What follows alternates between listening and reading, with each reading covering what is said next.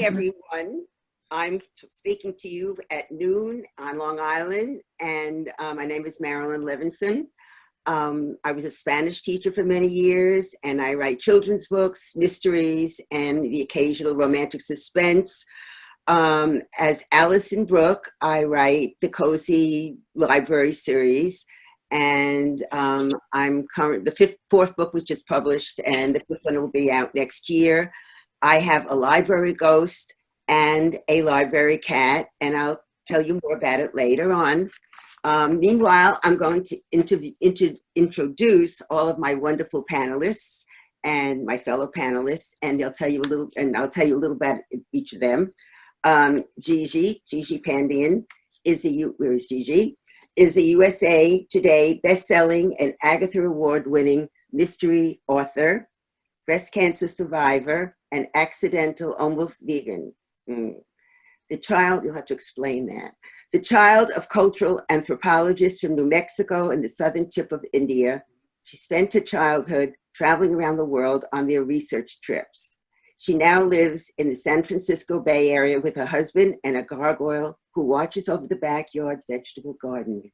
She writes the Accidental Alchemist Mysteries, a cozy paranormal mystery series set in Portland, Oregon, featuring centuries-old alchemist and living gargoyle who was once stone before being accidentally brought to life through alchemy. The most recent novel in the series, The Alchemist Illusion, is currently up for an Anthony Award at BoucherCon this year. Lena lived on Long Island and she moved to Florida, and I know she writes 3 series. I don't know how she does that. I always wonder about people who can write 3 series at a time, but I know she's very busy. She writes the Bay Island Psychic Mysteries. After the death of her parents, a divorce, and the loss of a patient, all written one year, Cass Donovan gives up her psychiatric practice in New York City and returns home to Bay Island, a small island between the North and South Forks of Long Island, New York, to open her own psychic shop on the boardwalk. While she calls herself a psychic, Cass isn't so sure she actually communicates with the dead. She thinks her ability to read people so accurately comes from a combination of good instincts and years of psychiatric training. It's only as the series progresses that she comes to accept the fact that the dead speak to her. Unfortunately, it's not always easy to interpret exactly what they're trying to tell her. Polly Iyer. So this is about her series. World-famous psychic entertainer Dänna has been called a charlatan, cheat, publicly hound, and genius, all at least partially true. After she found the body of a missing child at age 6, Dänna helped the police find missing persons and desperate families find their missing kin. Now 32 in New Orleans, she's targeted by a killer who seems to have the same psychic abilities as Dänna. She teams with New Orleans Police Lieutenant Ernie Lucier to find the killer before she becomes his next victim. She and Lucier continue their professional and personal relationship through 4 books, using her psychic talent to catch a cast of assorted villains and find the life that has eluded her since childhood. Wendy Fallon. By day, Wendy Fallon is a technical writer. By night and on weekends, she is an artist and the author of a paranormal murder mystery series called Callie Mae's Mysteries. Recent widow, retiree, and Southwest artist, Callie discovers she can see the spirits of murder victims. And Sheri, there's Sheri there, Sheri Lewis Wohl. Murder, mystery, and a healthy dose of the paranormal describe the novels of Sheri Lewis Wohl. In her November release, Avenging Avery, a 300-year-old vampire and a deputy sheriff join forces to take down an ancient secret society and the vampire who stands at its helm. And Dänna Wilberg. Dänna, right? Dänna Wilberg. My Borrowed Time series features Suzanne Cash, a woman who becomes extremely clairvoyant due to a near-death experience. With assistance from the other side and a crash course in universal law from psychic friend Linda, Suzanne's visits become imperative to Detective Sam Meltzer and police investigations throughout the US and abroad. And this is our wonderful panel.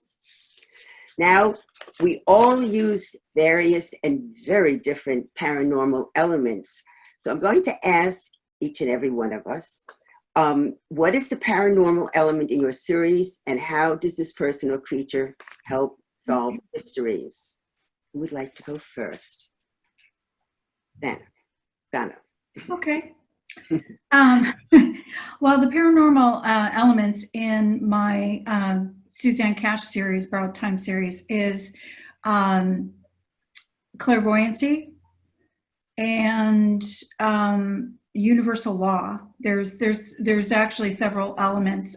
She not only is clairvoyant and getting visions, she's also getting help from the other side. So the veil has lifted, and she's able to communicate with someone from the other side who is actually leading her through this investigation, showing her the things that she needs to see to help the police solve this, catch the serial killer.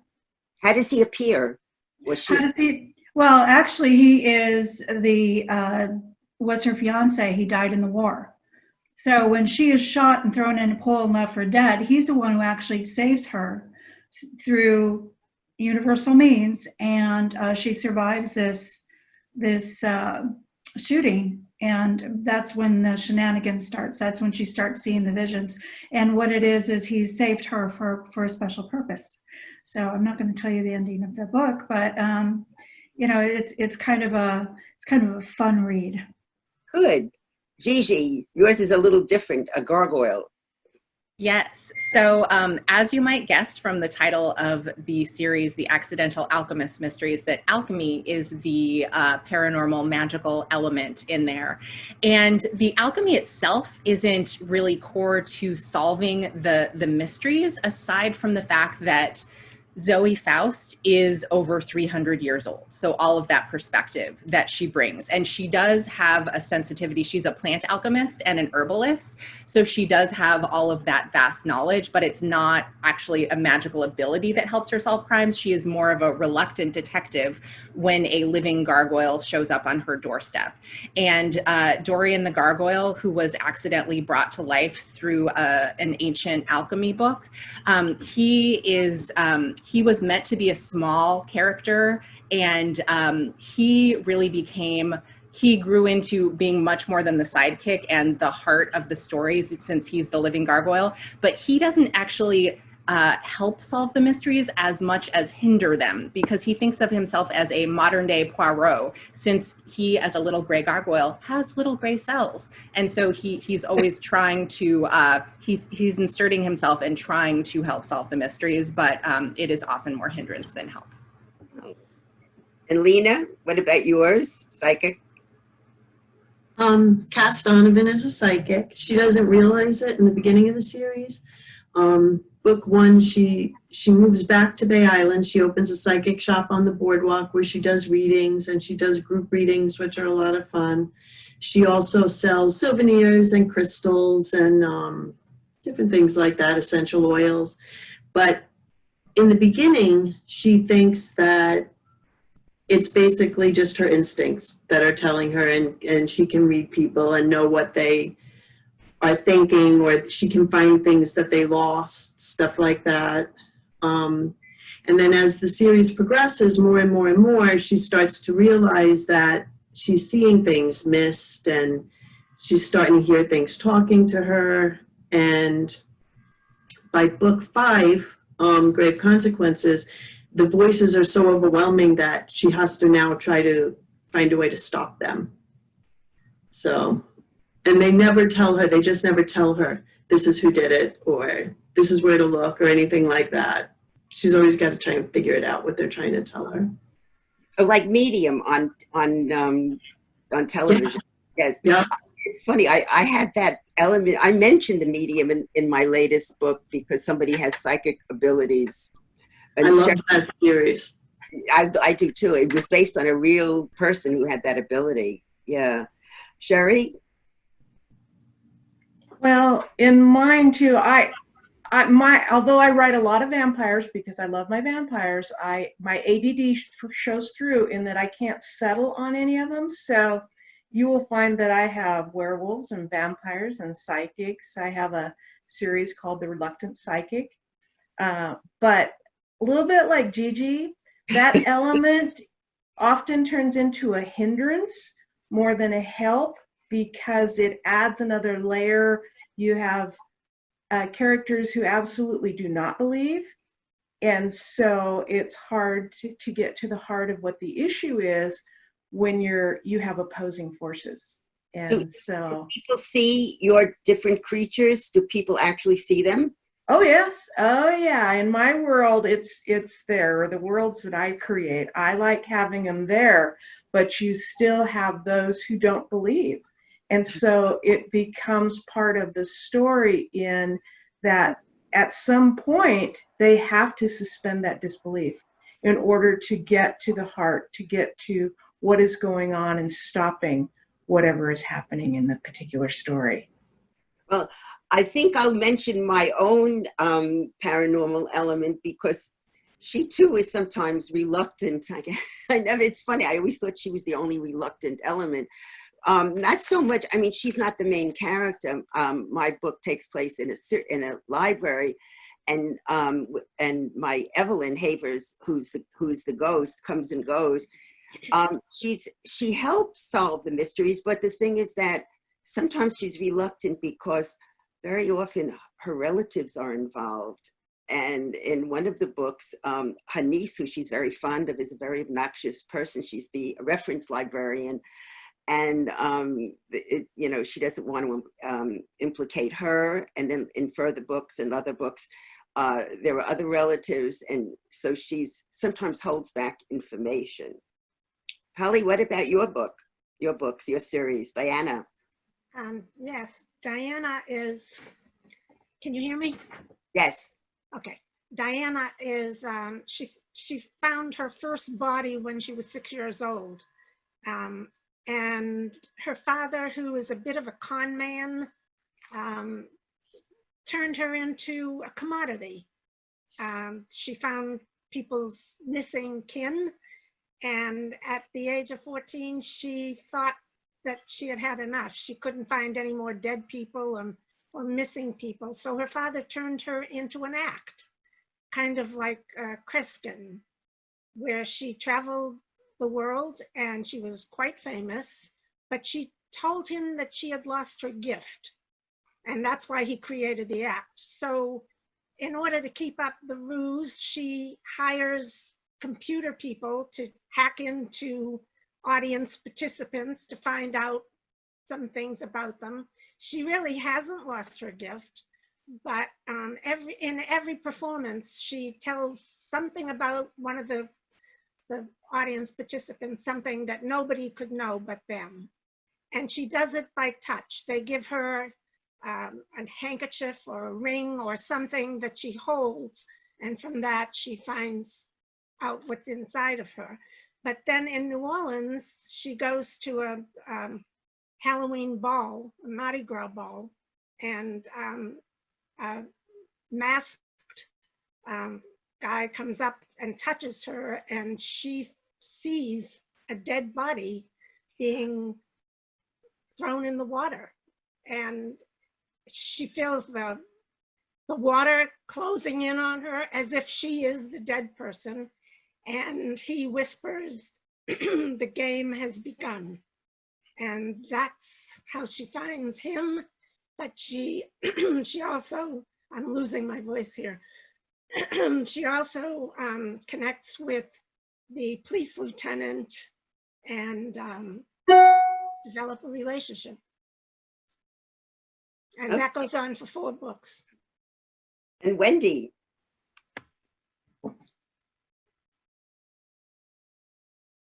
Uh-oh. We have a problem. Wendy, unmute yourself. Thank you. Oh, thank you, Gigi. Thank God we have Gigi. Yeah. My series, Callie May Mysteries, there are currently 4 books, And my protagonist, Callie, is beyond middle age. She's feeling obsolete after the death of her husband. She's retired early so that she could take care of him. And then when he passes, she begins to see some pretty scary visions. And she doesn't mention them to anybody because she doesn't really believe that there's anything paranormal about it. She thinks that maybe it's just part of her grieving process. And eventually, in the first book, she realizes that it's something much more than that, and that she's seeing the ghosts or the spirits of murder victims. And her husband shows up in the corner of her bedroom one night, and she realizes he didn't die of cancer, but had been murdered. And that starts her off. And throughout the first book, she really has to get used to the fact there are a lot of people who do not believe, and she has a hard time believing it herself. And her daughter, as a matter of fact, wants to put her in an old age home because she thinks her mother's losing her marbles. And Callie stands up to her, and she's very much her own person, and she comes in contact with a Native American Arizona State park ranger. And his name is Daniel Silvertree. And so together they go through 4 books and they solve murder mysteries when the ghosts come to her looking for help. She doesn't always understand what they want. They don't always come in the same shape. They're all different. They may be in different echelons of development on the other side. They may not be able to talk, and so it can be very frustrating. Okay. Thank And you. Oh, sorry, Deb. Did you want to say something else? No, I was just going to say, and that's my series. Oh, okay. Very good. Well, it's funny because somebody just asked this question, but I was going to anyway. Which of you, or do any of you, believe in ghosts, vampires, gargoyles, and such? Do you think they occupy and share Earth with us? Who would like to go first? Wendy. I'm not sure that I believe in all of them, but I have a real need to want to believe in the afterlife. And that came about as a personal experience when my mother died, and also when my grandmother died. And so I know it's very difficult to go through the grieving process when you lose a loved one, and I think there are a lot of people out there who would like to think and believe that they have interacted with their past loved ones. Do you think you did? That you did interact? I personally feel that I did, yes. Okay. Does anyone else want to address this question? Yes, Yeah, in Holly. doing research, I have come across people who have known others who have had psychic ability. And so I kind of believe in it in a way. I'm not sure I believe in ghosts, although I do have a ghost in book 4. I'm with you, Polly. I at a meeting once was with somebody. He was an airplane. It was funny. He was in a car accident, but he was a TWA airline pilot, and he was in Raymond Moody's book about people who come back after life. And we were having a meeting, all writers, and we were talking about this. And he was saying how he was in a car accident, and how he came back, and how he saw a dead cousin, and I believe it. I've never had any evidence of any of this, but I do find that I do believe that some people have seen ghosts. I don't think it's an accident that I put ghosts in my book. I think they exist even though I haven't had that experience. Donna, you agree? Yeah, I totally agree. And actually, it's funny you bring that up. I also had a car accident, and I believe I had a near-death experience. And from that day on, I just had this yearning to learn more and more and more. And it seemed like things were just, people were coming into my life that I needed to learn from. I started taking classes with a local psychic, because I had this experience. I wanted to understand it, because all of a sudden I was sensitive to so many things. And although I always had experiences from the time I was small, it just, they used to call me the oddball, My mother also was very psychic, and so was my grandmother. So it sort of ran in the family. My kids are very psychic as well.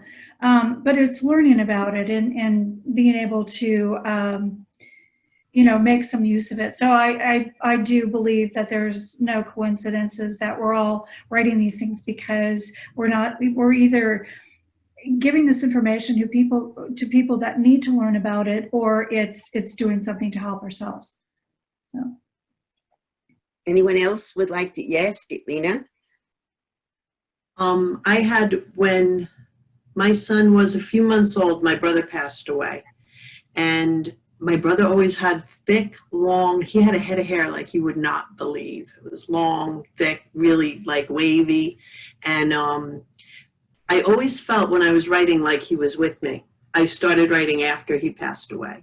And my youngest son, who was maybe a year old at the time, he was sitting with me, we were snuggled up, I was writing and my son was watching on his iPad, and he turns around and he goes, "Who's that sitting next to you?" And I'm like, "Who's who?" And I turned around and there was nobody there, and he's like, "That guy with the long hair."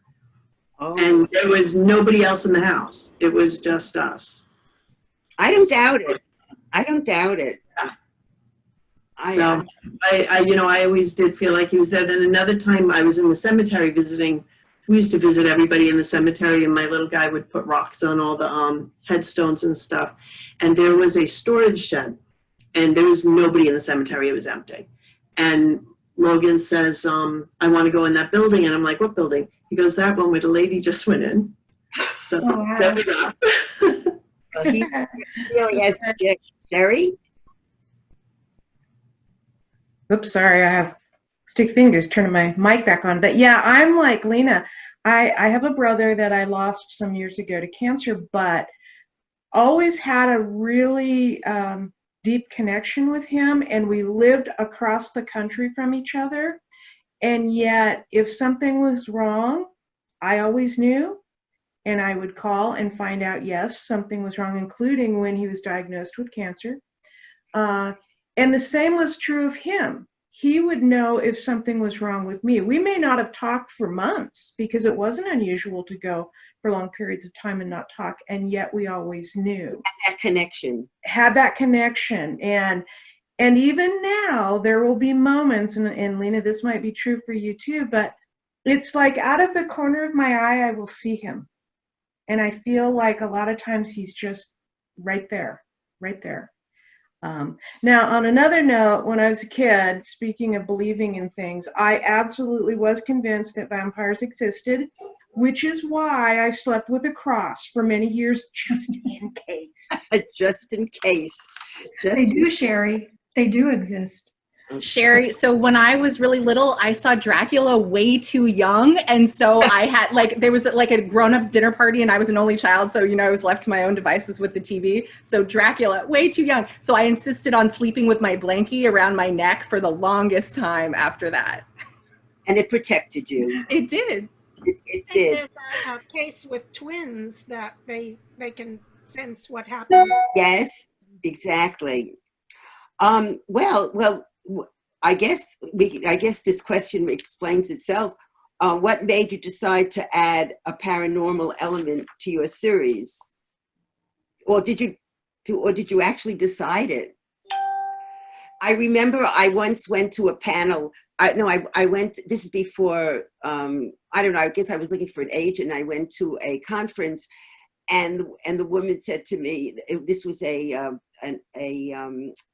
editor, and she said, well, drop the ghost, they're not in or something. And I didn't bother to tell her that I had already put a ghost in another book, and, that I had used other elements, and I had a boy who was a witch, because she didn't get me. So I think we need people who get us. But anyway, who would like to address this question about why you put these in? Wendy? You have to unmute, Wendy. Unmute. And I work in technology, so I actually wasn't going to do that. As a matter of fact, I didn't want to do that.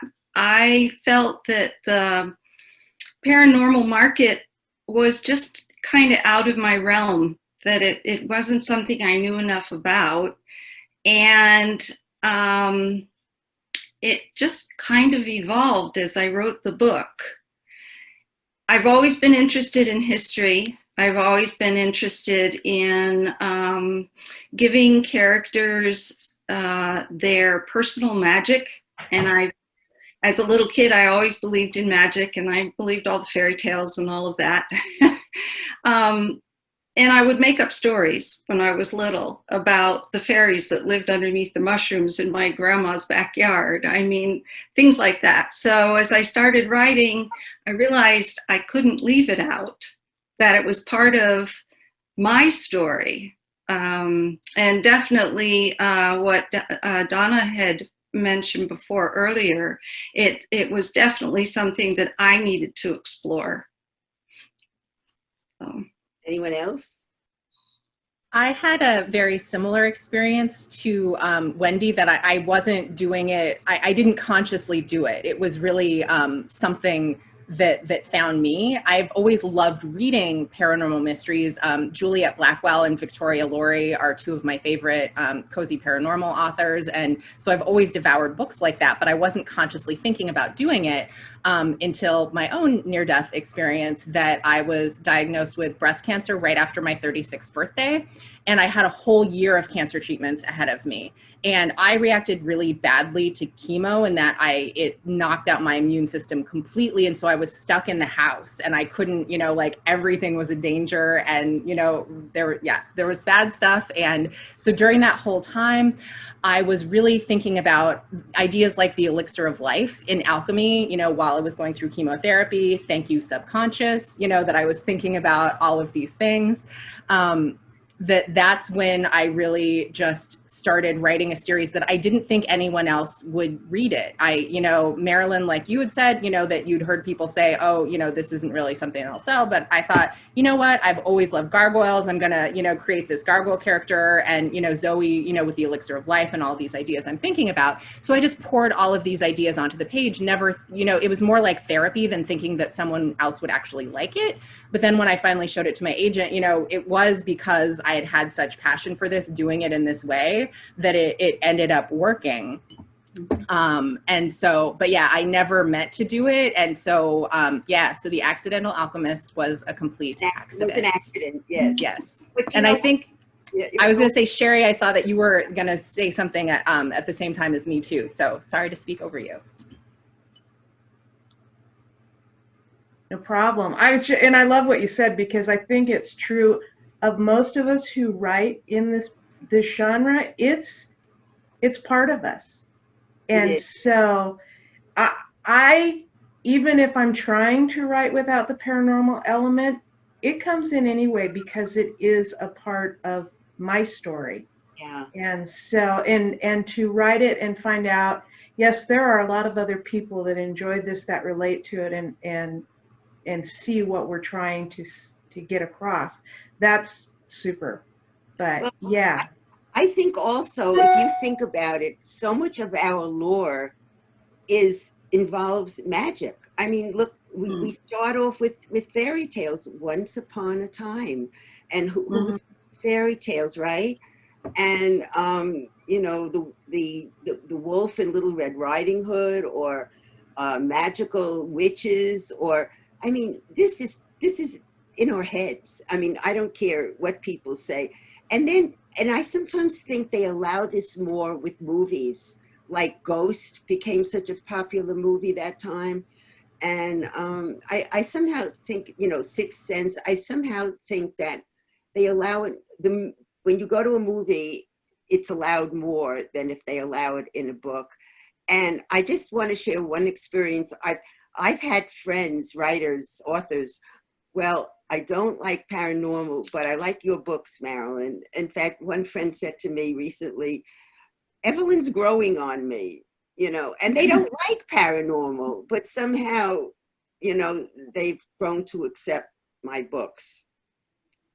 Paranormal is such a large umbrella. I mean, it encompasses so many different things, you know, whether it's vampires and gargoyles, or it's near-death experiences and, you know, psychometry or whatever. There's so many different, it's just such a fun playground, you know.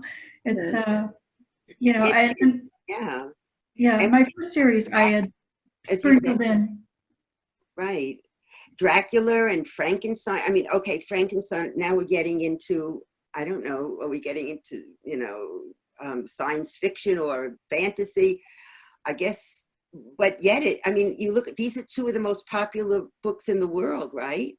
Mm-hmm. And so, you know, and it's just interesting. Did everyone speak on that? Okay, now, how did you come to select your particular paranormal element? Because we all have different ones, which is very interesting. Lena? When I was thinking about writing my cozy, it actually stemmed from an argument or a discussion, debate. It was over dinner between my husband, myself, my daughter, my two sons, and my son-in-law. And my daughter and I very firmly believe in ghosts. We believe they're real and people can communicate with them, everything. My husband totally thinks there's no such thing. And the boys kind of come in somewhere in the middle. So I thought it would be really fun to write a series where Cass, my main character, has two sidekicks that are with her all the time, Bea and Stephanie. Stephanie totally believes in ghosts, no question. She thinks they're real. And Bea, he doesn't believe in ghosts, but he's terrified of anything to do with the paranormal or ghosts or any of her readings or anywhere he thinks anything, you know, weird might be happening. And then Cass just kind of comes in the middle of it. She's not really sure in the beginning. Later, they all develop different ideas, but in the beginning, I thought that would just be a really fun way to write it. Wendy, you wanted to say something? Mine was not quite it wasn't a thunderbolt or anything. I think mine evolved from everyone else, not everyone else, but several people here have had near-death experiences. And I think that humans or the brain or whatever, the paranormal, they need to find a way to deal with those things. And if you are faced with death, you pretty much, most people would try to do anything or believe in anything, sometimes things that aren't true, to bolster yourself, give you some kind of strength. And my experience happened when I was a child, and I was sick for years. From about the age 6 to age 9, I spent in the hospital. And not that I really understood what was going on, but I knew that it wasn't normal. And I became an artist. I became somewhat of a person who believed optimistically in good magic, because that was going to save me. And I think that kind of has spilt over into the rest of my life. So what I gave Callie was reinforced, much more sensitive sixth sense, if you want to say, that a lot of people may have, but she uses it for solving murders. She's just that much more sensitive after the trauma of the death of her husband. And like I said before, I think everybody has personal magic. They're good at something. Everybody's good at something. And that's where mine came from. It's interesting. Somebody asked this question, and I was thinking of you, Gigi. This is from Bren Antrim. Do you consider your use of paranormal elements as a way to include allegory in your stories? And I think that's just what you're saying in a way, Wendy. That this was the elixir of health for youth for you, Gigi. Yeah, I love that question because, and Marilyn, I'll actually circle back to when you were doing the introductions and said more about the accidental vegan thing. That was my own, so alchemy is all about transformation. So be it, transforming lead into gold, or, finding immortality, and transforming, a sick body into a healed one. But so my own, alchemical journey, using it, in the, metaphorical way, was that I really started taking care of myself. And so both emotionally, like letting myself write this book that I didn't think was gonna, go anywhere, but I just had to tell the story. But then also taking care of myself better physically, and learning how to eat healing foods. I was given some new food restrictions based on my particular cancer situation, but I didn't want to give up eating well. So I also ended up writing my whole culinary journey, taking cooking classes and putting, there's recipes in all of the books because I love doing that. But so I am not a totally strict vegan, but really transformed all of my cooking into mostly plant-based meals. And so being able to explore, it's definitely a device, all of the different paranormal things that I use to be able to explore things that are personally meaningful. And that has been really incredible to find readers reacting to as well.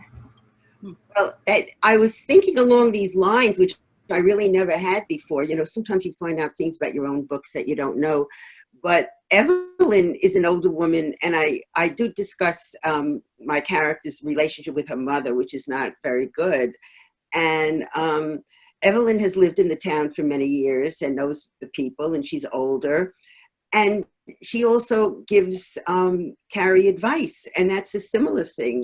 We get nurtured through words as well as everything, food. And my books are very much about relationships that people have. And, sometimes Carrie needs some advice about human relationships. And I think Evelyn is good for that. But I make it very clear that Evelyn's far from perfect. That's another thing. Just because there's a magical or a paranormal element does not make this character or person perfect, right? Don't you agree? Are your characters perfect? No. Are No, they, they're not Donna? perfect at all. Yeah. Mine has been accused of being too stupid to live sometimes. Oh, no, we should let them live. That she probably shouldn't be in. But my second book deals a lot with mythology, Goddess of the Moon. Yeah, I read that one. Yeah, that got into a lot of different things that I never knew before. I mean, I really learned a lot by writing these books.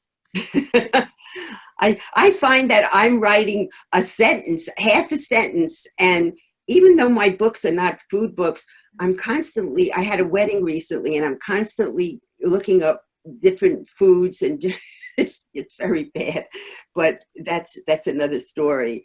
Do you think adding a paranormal element to a mystery makes the investigation easier to resolve, or does it make it more difficult? You think about the cases in your books now. Easier. Easier? You think it helps? Gimmick if you're not careful.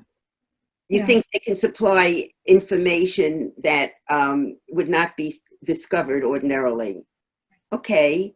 Yeah, it gives you creative license to do things that you normally couldn't do in maybe a procedural or a different type of mystery. They see things that, or your character can see things that ordinarily wouldn't be acceptable in a different type of mystery. But do you think does this take away from the suspense of the book, or how do you avoid losing this suspense? Well, Borrowed Time is very suspenseful, and I think it's because not only the character is trying to come to grips with what's happening to her, seeing these visions of these young women that are being brutally murdered is, it's frightening.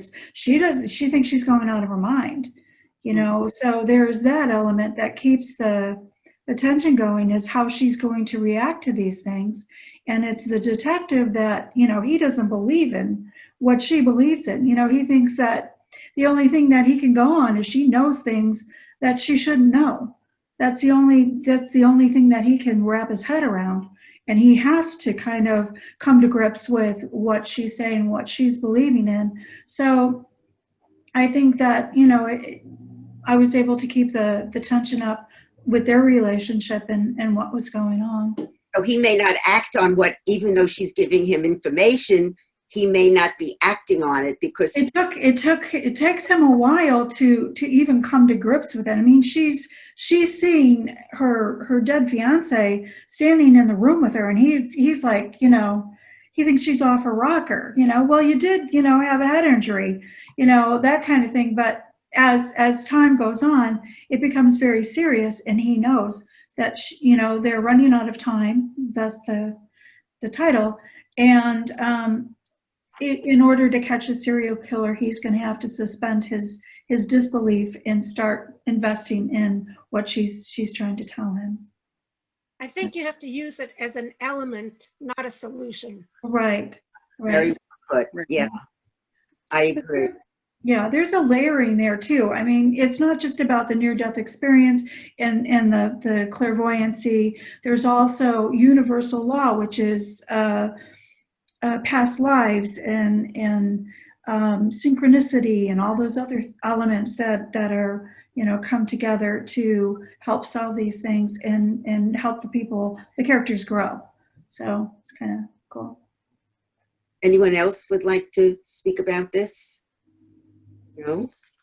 Okay. Do you write any mysteries that don't include a paranormal element? Yes. Polly? Yes. Out of 9 books, 5 of them are not paranormal. Okay. Anyone else?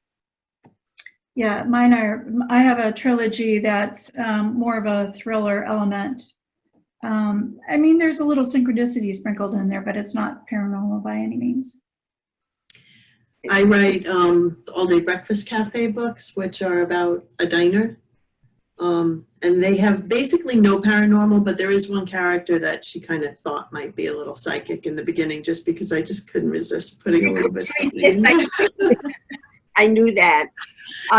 Well, I have 2 series that don't have, but I wrote them a while ago, so I'm just wondering if I go back to them, if I would ever add one, but I don't know. It's hard to say.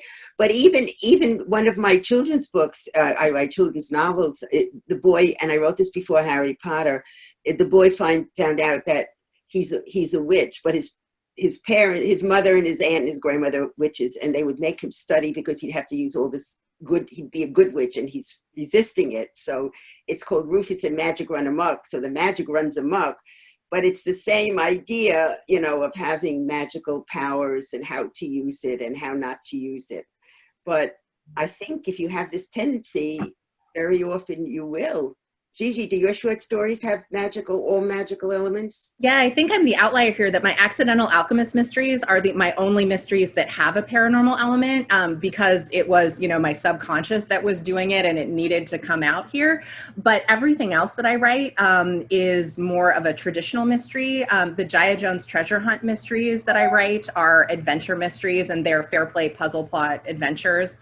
And they are, there's no paranormal element there. But one thing that I absolutely love as a reader, but that I love to do in my books too, is have things that have a completely logical explanation, But then there's always that little bit that you can wonder that there's some legend or some curse or something, because I love weaving history into my books and I do so much research and I just have such fun with that. And that if you have things set up, even if you solve it completely, there's just that little bit of a seed that you can wonder and have that. That I love that as a fun element that I try to weave into my books, and that I love that as a reader as well. I agree. That's a wonderful quality. Anyone else? Anyone not included? Okay. Well, let's talk about the last book that everyone's published recently. Who would like to begin? No, Dänna? I will. I'll step in. This is Borrowed Time.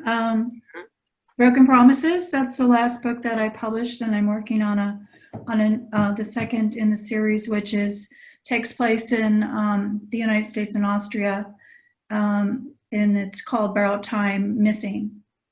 Is that the same series that is? This is the first. Borrowed Time is the first in the series. Borrowed Time and Promises is the first. So this is the Psychic Suzanne Cash series. So thank you. What do you have? Show us your book that's up for Gigi. Oh, me. Okay, so my latest full-length novel is The Alchemist's Illusion. Let me see if you can see that there.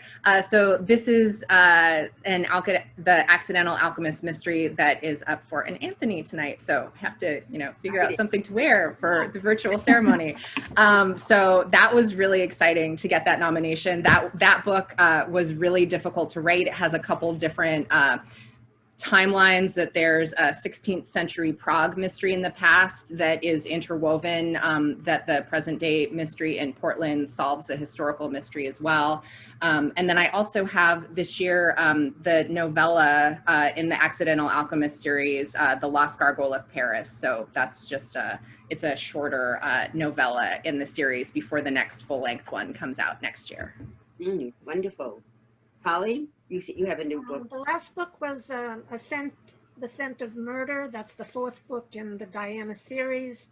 But my next book is a political thriller. Has nothing to do with psychics. And it's called We Are But Warriors. Good title. Yeah? Sheri. Let's see, Avenging Avery comes out next month, and I told my publisher I was really excited that they did it on my birthday, and they did that just special for me. And this is this is our 300-year-old vampire and our deputy sheriff. And the book I'm working on right now is a werewolf book, and in my private life I am a canine handler, so occasionally the canine handlers show up in the books. In the werewolf book, we have a canine handler and we have a forensic anthropologist. Wow. Solving what looks like a serial killer issue, but things aren't always what they seem. That's true. Lena? The most recent book that I published is A Awful Lot of Murder, which just came out in October, and it is the fourth book in my All Day Breakfast Cafe series. And before that was Grave Consequences, which was the fifth book in the Bay Island Psychic series. So now I'm working on the sixth All Day Breakfast Cafe and the sixth Bay Island Psychic and a romantic suspense. Oh, is that all you're doing? Oh, okay. That's it right now. Yes. And Wendy? The last and the fourth book in Callie Mae's series is Evil in the Water. Ooh. And it was published in 2019. And the next, I'm actually working on two more books, one more for Callie Mae, and it's called Retired Spirits. And I've started a new series which takes place in the Hudson River Valley, and it's about haunted houses. And it includes an architect, a female architect, who actually doesn't realize that she's from a long line of witches. And the name of the manuscript I just finished is Erdon Manor Murders. Very intriguing. Yes. Oh, this is my most recent book, Checked Out for Murder, and it's the fourth in the Haunted Library series. And I'm doing the edits of the fifth book. What is it called? Death in the Stacks. They never take my titles. Do any of you have that experience with your publishers? Well, anyway, it was very. Anyway, that'll be back out next September, I think. Let's see if there are any questions. Oh, this is from Chevron. Making cookies from the recipe in The Accidental Alchemist today. And I'm jealous because it's too hot here in Northern California, so I can't use the oven at all today. It's like in the 50s or 60s on Long Island. Donna, what do you mean by universal law? Universal, well, the whole universe is made up of energy. So people are made up of energy, things are made up of energy, and it's how they all coincide. And it depends what you believe in, I guess, but there's a plan. And if you believe in reincarnation, we do come back for lessons to learn and whatnot. And in borrowed time, the universal law is that there's something going on the other side that Suzanne needs to experience on this earth plane in order to make everything come together and coincide for the bigger picture. So, yeah. Yeah. I'm sure people have said, why did that happen to me? And then 10 years later, you go, I know why that happened to me, because I needed to learn from that experience. So that's what universal law is. The things, there's no accidents. There's, well, maybe Gigi, but the accidental gargoyle. But, there's a bigger picture, that if you're aware of, and you tap into that, there's a lot to be learned from it. True, I agree. This is to all panelists from Stacy Horan. How did you decide the rules or the parameters for your paranormal elements? Anyone want to?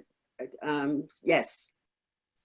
For me, I like, and I have a graduate degree in Gothic literature, so folk tales are really important to me, and folklore. So a lot or most of my stories start there.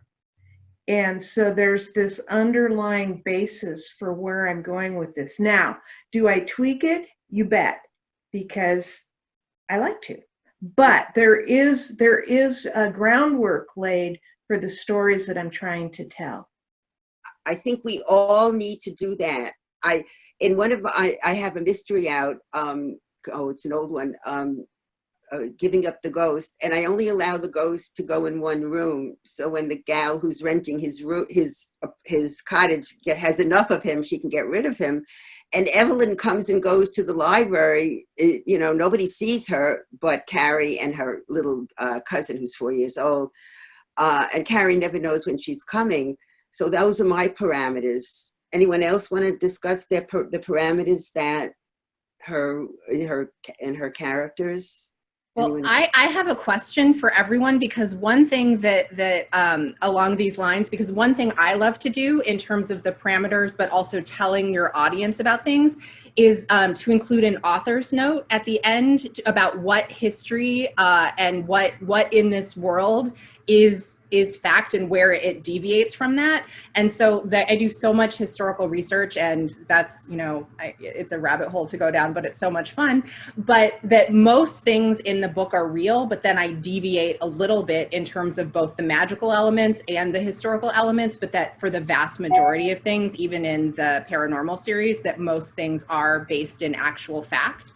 And so I include an author's note so that readers can see what is historical fact versus what is where I've deviated. So I'm wondering, Sheri and anyone else, if you do author's notes as well like that. No, I don't. I leave them guessing where it came from. I did a paranormal connection show for over 15 years, and you know, meeting so many different people that were having paranormal experiences, I have a lot of stuff, you know, a lot of things that I can kind of spin stories around, because you know, they were actual true experiences, but you know, they're somebody else's. Yeah, right. Somebody else had experienced that. This is from Cynthia Swanson, to all panelists and attendees.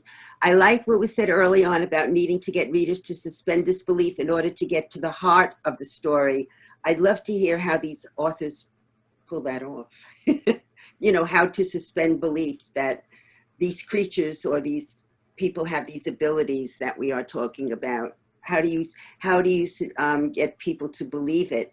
For example, you know, your character, your police chief may not believe, Dänna, that you know, in her ability, but your reader has to believe it. So how do you do that? I think that, you know, when you're writing mysteries, you know, anytime you have a murder, you know, it sort of touches people in different ways. You know, either it's something that it's their deepest fear, or it's something that, you know, they maybe something happened in their lives, someone was murdered that they knew. So there's and now my voice is going. So there's that, you know, there's that element that you sort of kind of enhance and just really focus on, so that your reader becomes a believer of what's about to happen. And then you can kind of weave in all these different elements to make it happen. Anyone else? My character has been tested by institutes all over the world, and she's the real thing. So there's no question, because it's been proven that she has these abilities. And but then when she becomes an act, and she goes and travels all over, it brings up the fact that people think she's a phony, and in a lot of ways she is, because she does use outside elements just to cover her backside abilities. Huh? Yeah. Just cover herself, because she really does know all of it, but she doesn't want her father to know. And of course, there's an extra element that the lieutenant is an African American and her father is a racist. So we have that conflict going on as well. Lena, did you want to say something? For me, I think it's easier for me because some of the characters don't believe. So the reader kind of gets to take that journey with them as they start to believe and see things that make them know that the ghosts are real. So I think in that way, it's a little easier for me. Did any of you go to the, I think it was North Carolina, the BoucherCon, where we went to the Psychic Institute? No. Oh, okay. Tell us about it. Pardon me? Tell us about it. Well, it was one of the tours on the BoucherCon, and I believe it was North Carolina. And it was fascinating. There's an institute that actually trains people, tests people on their psychic abilities, and I sort of incorporated some of that into my story. And, you know, the, what is that movie about the weight of the soul? I forget, 21 grams or whatever. I didn't see. They actually had the equipment. They weighed somebody when they died. Oh, yeah. Yeah. Excuse me. So they had all kinds of different equipment. It was cool. Interesting. Very interesting. Yeah. Well, I think we have 1 minute more. Would anyone else like to say anything? So, well, it was wonderful sharing this hour with you all, and the other time that we did get to speak, and it was, at least we had this part of the conference for ourselves, which was very nice. hopefully we'll be able to do these things in person soon. But think you saved so much money on flights and trips, but we can't have any drinks together, and it's too bad. So thank to you all so the much for panelists. being I knew some wonderful. of you beforehand, but nice to meet you all. Nice to meet you all Nice too. to meet you all. And thank you to everyone who came. I'm I Yeah, hope thanks everybody all. shows up for the Anthony Awards tonight. It's going to be fabulous. Good Yeah. luck, And, Gigi. good luck, Gigi. Good luck to everybody, and yeah, enjoy. Yeah.